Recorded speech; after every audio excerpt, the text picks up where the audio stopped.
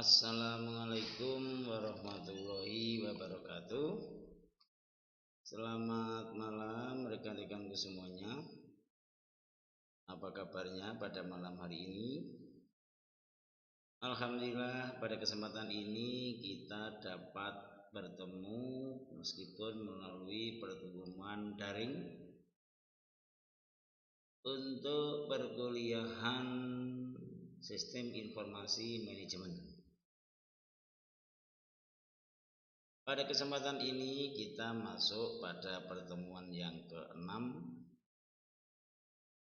Kita mengambil materi pokok bahasan tentang pendekatan sistem. Sebelum kami memulai, kami sapa dulu rekan-rekanku semuanya, mahasiswaku semuanya. Semoga pada malam hari ini rekan-rekan semua dalam keadaan sehat. Alhamdulillah seperti Pak Jaroni di sini juga dalam keadaan sehat, sehingga kita dapat melakukan perkuliahan daring mata kuliah Sistem Informasi Manajemen. Baik rekan-rekanku, untuk menyingkat waktu, seperti biasa sebelum kami memulai perkuliahan untuk membahas pokok bahasan tentang pendekatan sistem, kita sampaikan dulu tentang tujuan pembelajaran kita mempelajari materi bab tentang pendekatan sistem. Adapun tujuan pembelajaran dari materi ini adalah yang kita harapkan setelah mempelajari bab ini, diharapkan mahasiswa mampu yang pertama mengerti apa itu sistem. Yang kedua, mahasiswa mampu memahami pendekatan sistem dalam pemecahan masalah. Dan yang ketiga, mahasiswa mampu memahami hubungan masalah dan pengambilan keputusan. Kita bicara tentang sistem. Yang keempat, mahasiswa mampu mengerti perbedaan antara masalah dan gejala masalah. Dan yang kelima, mahasiswa mampu memahami arti pentingnya masalah dalam pendekatan sistem untuk pemecahannya. Itu rekan-rekan mahasiswa semuanya terkait dengan tujuan pembelajaran kita mempelajari bab materi tentang pendekatan sistem. Baik rekan-rekanku, langsung kita masuk pada pembicaraan pembahasan. Sebagai pendahuluan perlu kami sampaikan bahwa dalam suatu organisasi perusahaan ada banyak sekali problematika ataupun masalah yang muncul. Saudara bisa melihat bagaimana kalau perusahaan-perusahaan besar yang saudara lihat dibaca di media sosial atau di media-media cetak, terjadi problematika antara problematika bagian manajemen, problematika bagian manajemen menengah, maupun problematika dengan karyawan ataupun buruh perusahaan. Dari permasalahan ini, pimpinan atau manajer harus cermat melihat persoalan perusahaan. Saudara lihat, rekan-rekan mahasiswa melihat saat ini pada perusahaan-perusahaan tekstil gulung tikar. Sebagai seorang pemimpin, seorang manajer harus cermat dalam menganalisis masalah-masalah ini. Nah, pendekatan sistem adalah suatu pendekatan yang membagi persoalan itu secara keseluruhan. Kalau saya contohkan sistem itu seperti kendaraan bermotor. Ya mesinnya sehat, ya bodinya baik, ya bahan bakarnya tersedia. Sehingga kendaraan sepeda motor itu bisa dipakai untuk aktivitas perjalanan. Anda bisa bayangkan ketika mobil kendaraan itu bensinnya penuh tapi mesinnya mogok, atau bensinnya penuh, mesinnya sehat, bodinya bagus, tapi angin di bannya habis, ventilnya lepas bisa. Nah, pendekatan sistem itu seperti itu.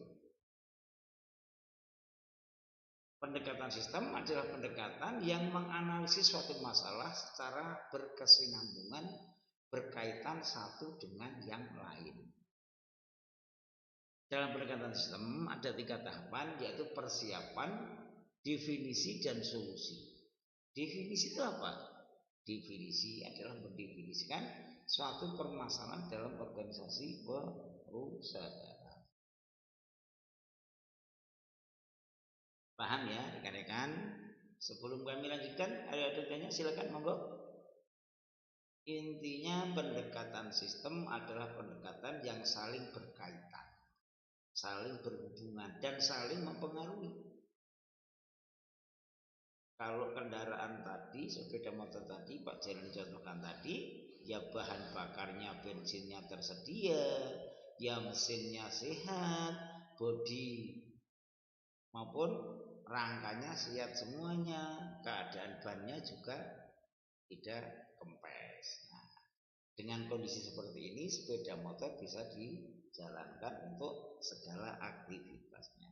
Begitu juga dalam organisasi perusahaan, saling berkaitan, saling berhubung. Nah, kalau kita bicara tentang sistem, ini ada saling terkaitan. Elemen-elemen dalam pemecahan masalah tadi sudah disampaikan di depan bahwa pendekatan sistem ada 3 tahapannya, yaitu persiapan, definisi, maupun solusinya. Nah, di sini dalam pemecahan masalah elemen-elemennya banyak sekali. Inilah pentingnya informasi.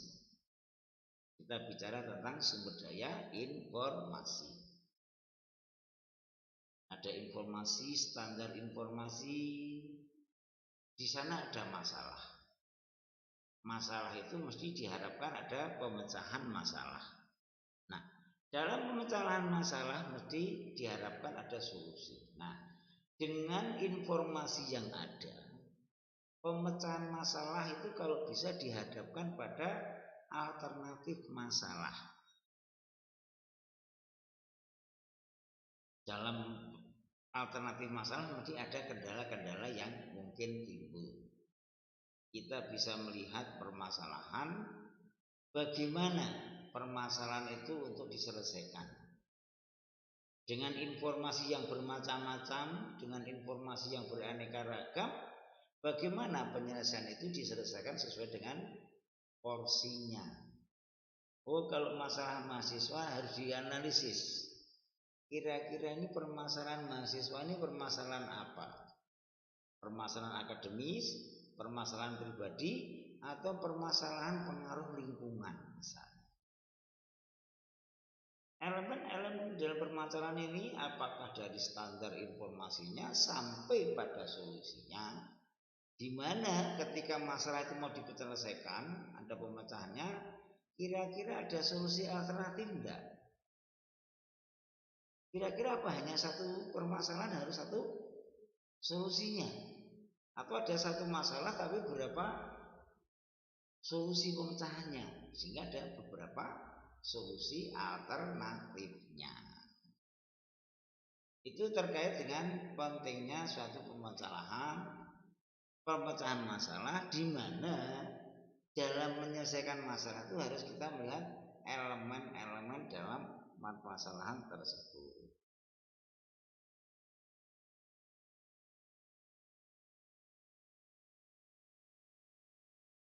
Paham ya? Ada yang tanyakan dulu silakan, kalau ada monggo. Ada. Jadi lanjut. Nah, dalam pendekatan masalah tadi di depan menerangkan masalah Suatu sistem itu harus ada persiapan, harus ada apa tadi di pertambahan tadi, persiapan, definisi, kemudian solusi. Nah, suatu pendekatan sistem adalah pendekatan dari berbagai subsistem yang saling berkaitan, yang saling mempengaruhi. Dalam menganalisa masalah, ada 3 penilaian dalam satu pemecahan masalah. Kalau kita tadi tahapannya harus ada persiapan, harus ada definisi, harus ada solusi. Persiapan, definisi, solusi. Ini harus menjadi pegangan dalam kita menyelesaikan masalah secara sistematis. Nah, ada 3 penilaian dalam pemacaran masalah. Yang pertama adalah mengenali perbedaan atau kontroversi. Yang namanya bermasalah, yang namanya berkonflik, itu mesti ada perbedaan. Rekan-rekan mahasiswa pernah punya masalah dengan teman yang lain. Rekan-rekan mahasiswa pernah punya masalah dengan pasangan atau pacar masing-masing. Ini karena terjadi perbedaan. Nah, pendekatan sistem, penilaian yang pertama adalah mengenali perbedaan itu. Apakah perbedaannya secara prinsipil, atau perbedaannya karena miskomunikasi, atau perbedaannya karena saling adu argumentasi. Ini harus kita kenali dulu. Perbedaan-perbedaan yang ada harus kita kenali sedemikian rupa, sehingga apa? Yang kedua, menimbang berbagai alternatif. Dalam skema ini kelihatan ada solusi-solusi alternatif. Kira-kira solusi alternatif yang terbaik yang mana?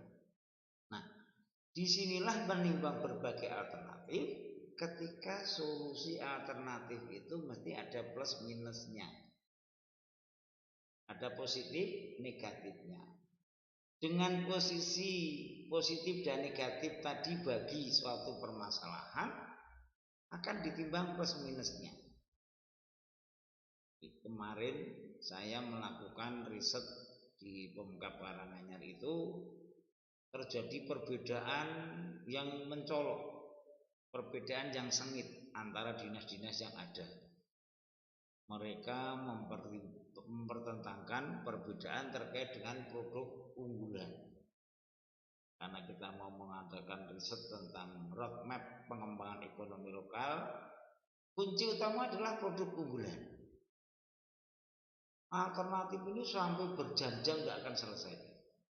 Dinas ini ngotot produknya, dinas perdagangan lain lagi, pariwisata ngotot lagi, perindak ngotot lagi.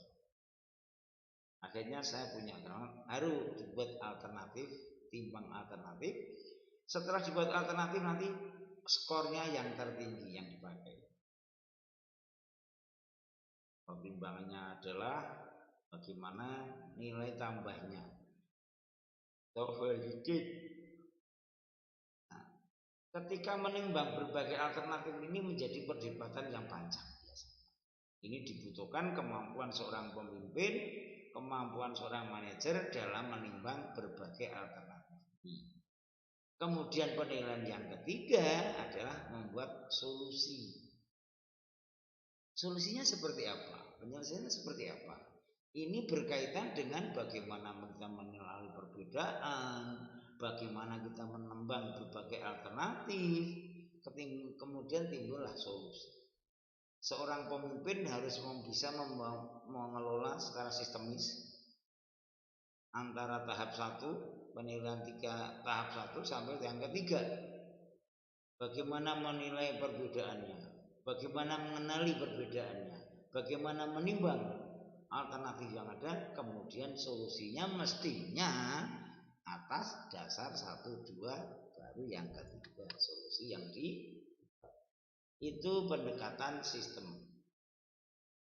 Ingat, pendekatan sistem adalah menyelesaikan masalah secara berkaitan, saling mempengaruhi. antara subsistem satu dengan subsistem yang lain, antara elemen satu dengan elemen yang lainnya. Dengan demikian, bagaimana langkah-langkah sistem dalam satu organisasi? Langkah-langkah sistem dalam satu organisasi seperti apa? Yang pertama, perusahaan suatu sistem akan saling terkait. Saya contohkan rekan-rekan mahasiswa ketika kita melihat suatu perusahaan. Sekecil apapun perusahaan, mesti ada yang bagian produksi, ada bagian pemasaran, ada yang bagian administrasi dan keuangan. Semua saling terkait. Produksi bertanggung jawab bidang produksi, yang bagaimanapun hasil produksi akan dijual bagian pemasaran. Bagian pemasaran agar organisasi berjalan dengan baik, bisnis berlanjut dengan terus, administrasi keuangannya harus yang disiplin. Ini yang uang untuk perusahaan, ini yang uang untuk pribadi, ini yang uang untuk laba, profit, dan segala macam. Nah, perusahaan sebagai suatu sistem yang saling terkait. Saya contohkan tadi kendaraan, bannya, mesinnya, bensinnya, olinya, semua saling terkait. Perusahaan dipandang sebagai suatu sistem yang saling terkait. Yang kedua, langkah yang kedua dalam pendekatan sistem adalah mengenali sistem yang lingkungan. Apakah lingkungan internal maupun lingkungan yang eksternal.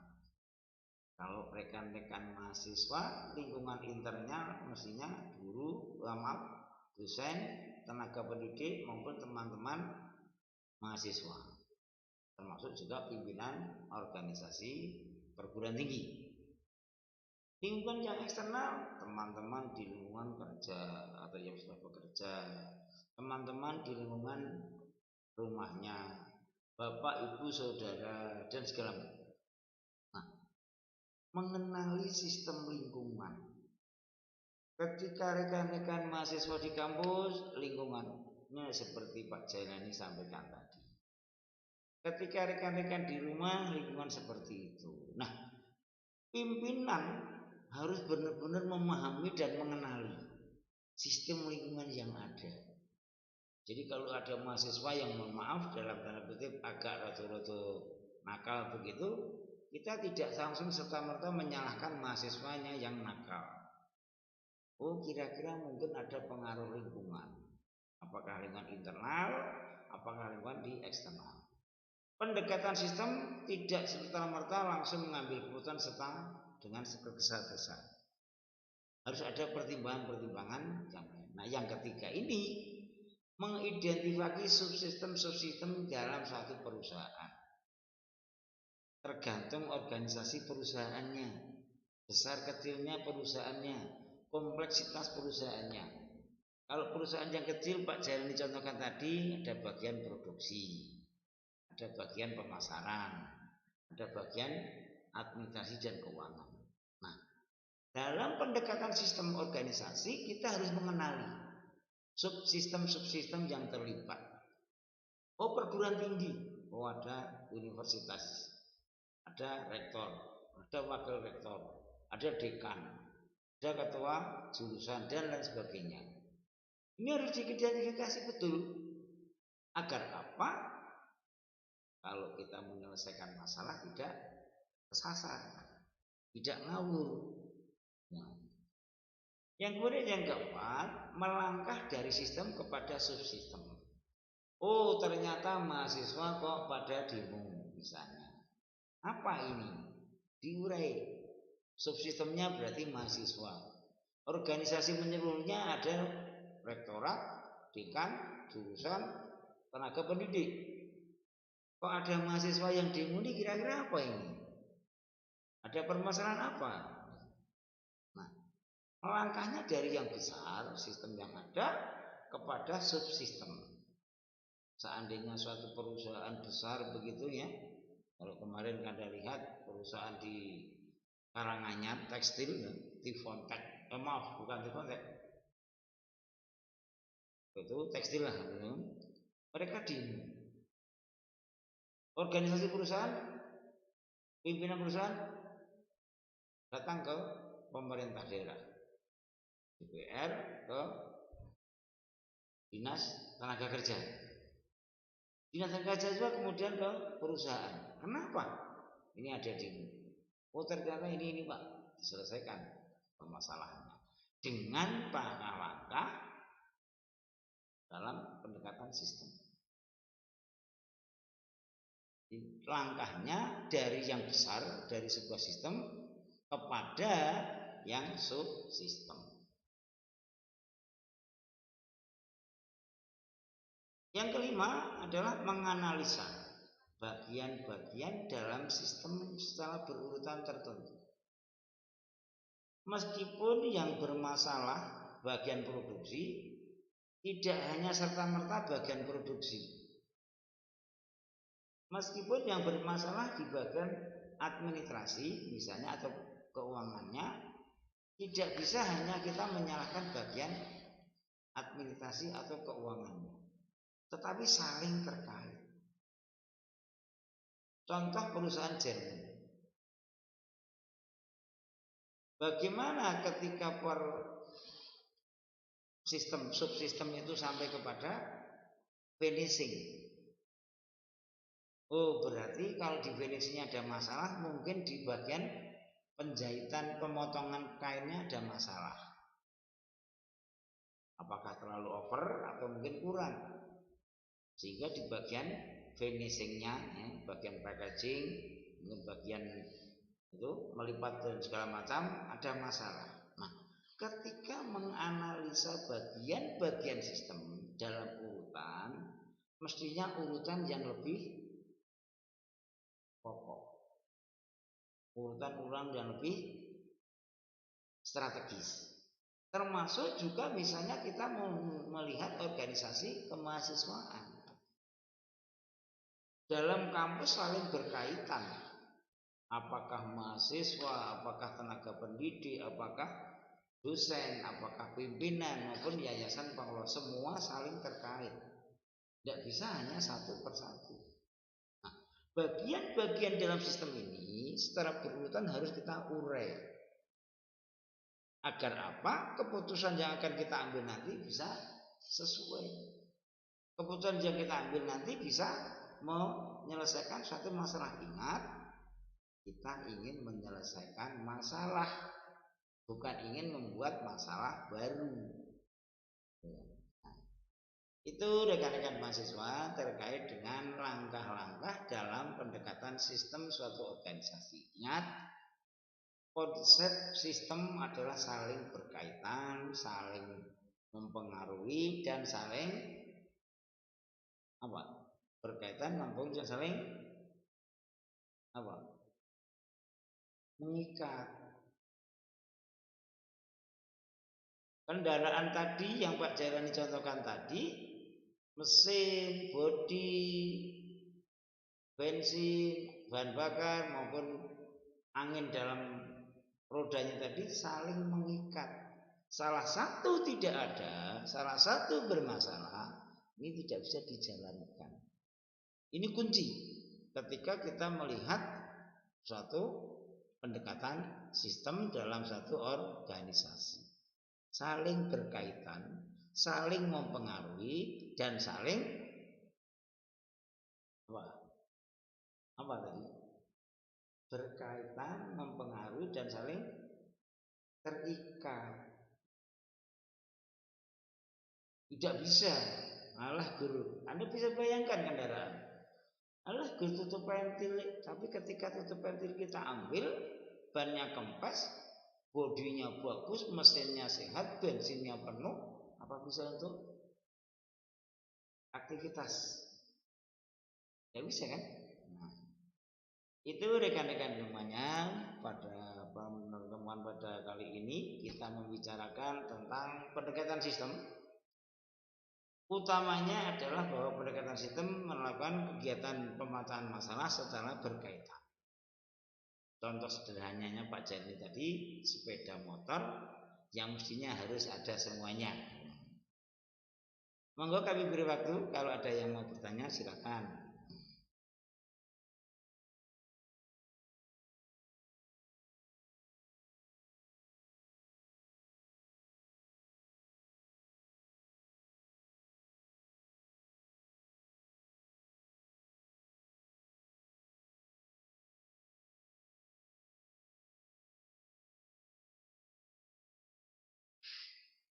Silakan.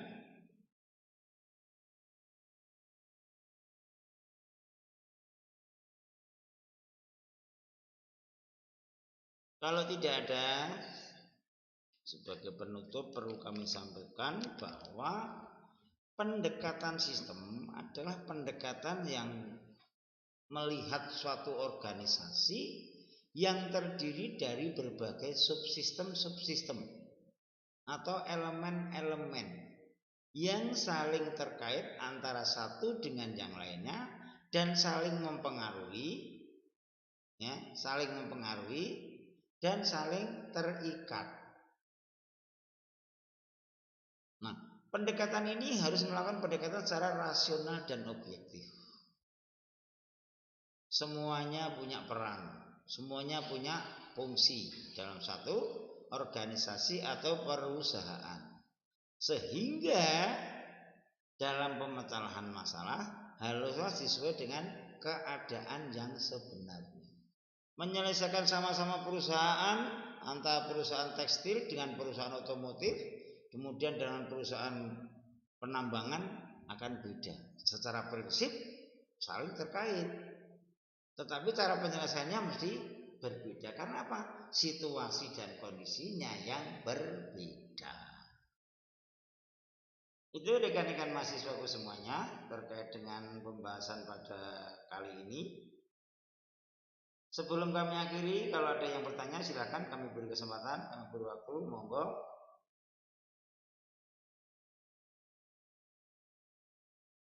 Kalau tidak ada, saya cukupkan sekian. Seperti biasa, setiap akhir pembahasan kami berikan evaluasi dan bahan diskusi untuk saudara pelajari, tidak harus dikumpulkan, didiskusikan dengan teman-teman yang lainnya.